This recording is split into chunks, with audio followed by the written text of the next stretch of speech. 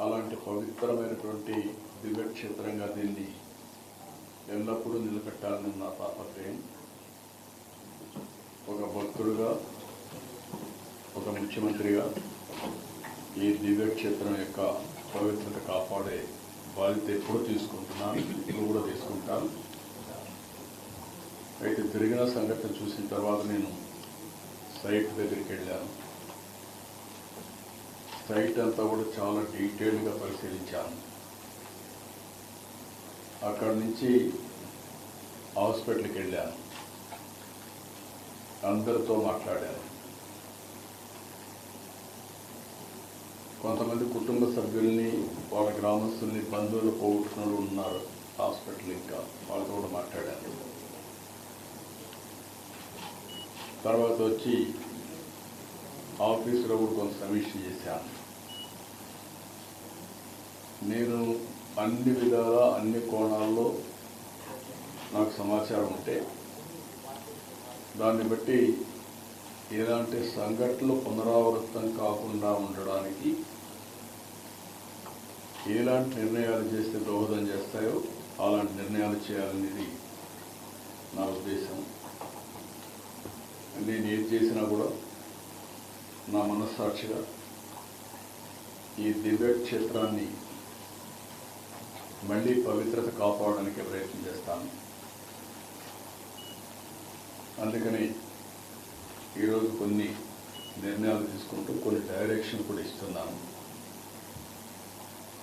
అదే మరి board chairman ఉన్నాడు, ఈఓ ఉన్నారు, వాళ్ళు కూడా మెంబర్ కూడా ఉన్నారు. వాళ్ళు కూడా చాలా స్పష్టంగా ఆదేశాలు ఇస్తున్నాను. వాళ్ళు కూడా బోర్డులో డిస్కస్ చేసి నేను చెప్పిన నిర్ణయాలు కరెక్ట్ అని బోర్డు కూడా భావిస్తే వాళ్ళు అవన్నీ అమలు చేస్తారు. అల్టిమేట్గా ఏ వ్యక్తి కూడా ఈ పవిత్ర క్షేత్రం వ్యక్తిగత ఎగోతో కానీ, మన యొక్క అసమర్థతో కానీ, లేకపోతే అనాలోచనమైన ఆలోచనలతో కానీ మనం చేసిన పనుల వల్ల దేవుని యొక్క పవిత్రత దెబ్బతినే పరిస్థితి వస్తే అది కరెక్ట్ కాదు. తెలిసి చేసినా తెలియక చేసినా తప్పే అవుతుంది. రెండోది, అందరం కలిసి ఇక్కడ దేవునికి సేవ చేస్తున్నాము అనేది ప్రతి ఒక్కరికి రావాల్సిన అవసరం ఉంది. ఇక్కడ రాజకీయాలు కూడా చేయడానికి వీలు లేదు. రాజకీయాలకు అతీతంగా కలియుగ వెంకటేశ్వర స్వామి, కలియుగ దేవుడికి మనం సేవ చేస్తున్నాం అనే భావంతో అందరం ముందుకు పోవాల్సిన అవసరం ఉంది. ఈరోజు చాలా ఒత్తిడులు ఉంటాయి. ఎందుకంటే ప్రపంచంలో జెరూసలేం వెళ్తారు క్రిస్టియన్స్, మక్కాకు వెళ్తారు ముస్లిమ్స్. హిందూస్ అంతా జీవితంలో వెంకటేశ్వర స్వామి దగ్గరికి వచ్చి దర్శనం చేసుకొని కోరుకుంటారు. రెండోది, వైకుంఠ ఏకాదశి రోజున రావాలని అందరూ కూడా వాళ్ళ జీవితంలో ఒక పెద్ద దీక్ష. ఎందుకంటే ఈరోజు వస్తే నేరుగా వైకుంఠ ద్వారం ద్వారా దేవుని దర్శనం చేసుకునే అవకాశం వస్తుంది. ఇది చేస్తే మనం స్వర్గానికి పోతామని కూడా నమ్మకం. ఆ నమ్మకంతో అందరికి కూడా చాలామందితో నేను మాట్లాడాను. 10 సార్లు వచ్చారు, 12 సార్లు వచ్చారు, 13 సార్లు వచ్చారు. ఇక్కడ జరిగినప్పుడు కూడా సంఘటన నేను సింక్రనైజ్ చేసుకుంటే గడిచిన 5 సంవత్సరాలుగా 4-5 సంవత్సరాలుగా ఎప్పుడూ లేని సాంప్రదాయం ఇది. తిరుపతిలో తీసుకొచ్చి వెంకటేశ్వర స్వామి టికెట్లు ఇవ్వడం, అంటే టోకన్స్ టికెట్ ఇవ్వడం. అందరి మనోభావాలు ఏమున్నాయంటే, మేము కొండపైన ఉన్నప్పుడు క్యూ లైన్లో 36 గంటలైనా 45 గంటలైనా ఉంటాం. వెంకటేశ్వర స్వామిని తలుచుకుంటూ, ఆయన లీలను గుర్తు చేసుకుంటూ, అక్కడ ఉండే టీవీలు కూడా చూసుకొని మేము నైమికమయ్యి దేవుని సేవలో ఉంటాం, దేవుని సన్నిధిలో ఉంటాం. అది వాళ్ళకు ఒక తృప్తి.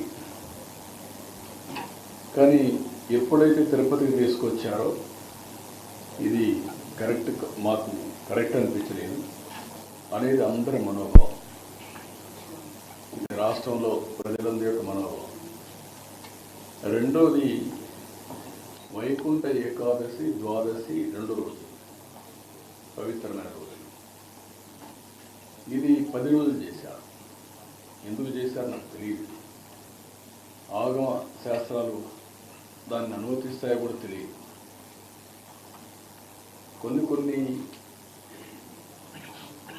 వెంకటేశ్వర స్వామి ఇక్కడ నెలసినప్పటి నుంచి ఏ సాంప్రదాయాలు అయితే పాటిస్తున్నామో ఆ సాంప్రదాయాలను ఉల్లంఘించడం కూడా కరెక్ట్ కాదని నా అభిప్రాయం. ఆ డెసిషన్ కూడా ఆగమ పండితులు డిసైడ్ చేస్తారు. నేను ఆగమ పండితుని కాదు, కానీ భక్తుడిగా నాకు కొన్ని మనోభావాలు ఉంటాయి తప్ప అదే వరకు వాడు చేయాల్సిన అవసరం ఉంది. ఏదేమైనా జరిగిన సంఘటనల పట్ల నా విచారాన్ని, బాధని, ఆవేదనని, జరగరాని సంఘటన జరిగిన దానికి మరొకసారి విచారాన్ని వ్యక్తం చేస్తున్నా.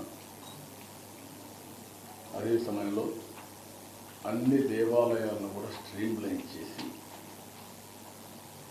ఎక్కడ కూడా అపచారం అనేది జరగకుండా అనేక రకమైన రిఫార్మ్స్ అని తీసుకోవాలని, ఒక మాటలో చెప్పాలంటే ఇటీవల కాలంలో ప్రసాదాల దగ్గర నుంచి అన్నీ కూడా స్ట్రీమ్లైన్ చేసే సందర్భంలో వ్యక్తం చేస్తున్నా. అదే సమయంలో అన్ని దేవాలయాలను కూడా స్ట్రీమ్లైన్ చేసి ఎక్కడ కూడా అపచారం అనేది జరగకుండా అనేక రకమైన రిఫార్మ్స్ అని తీసుకొచ్చి,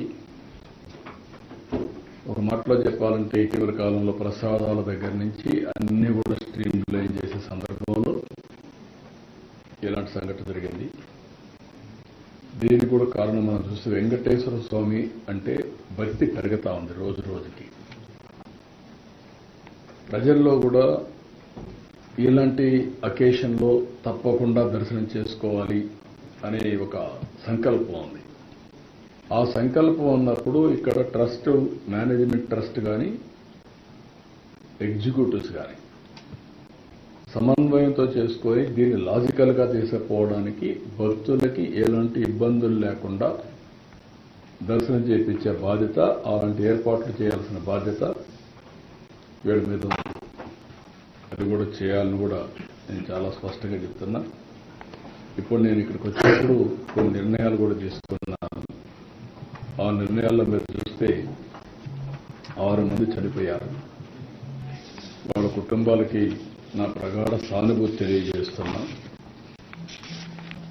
అదే సమయంలో 6 కుటుంబాలు కూడా ఎస్ లావణ్య విశాఖపట్నం, శాంతి విశాఖపట్నం, బుద్ధేటి నాయుడు బాబు నర్సీపట్నం, రజని విశాఖపట్నం, నిర్మల తమిళనాడు స్టేట్ కోయంబత్తూర్, అదే మరిగా మల్లిగా వీళ్ళు మెట్టు సేలం, వీళ్ళు మొత్తం 6 మంది చనిపోయారు.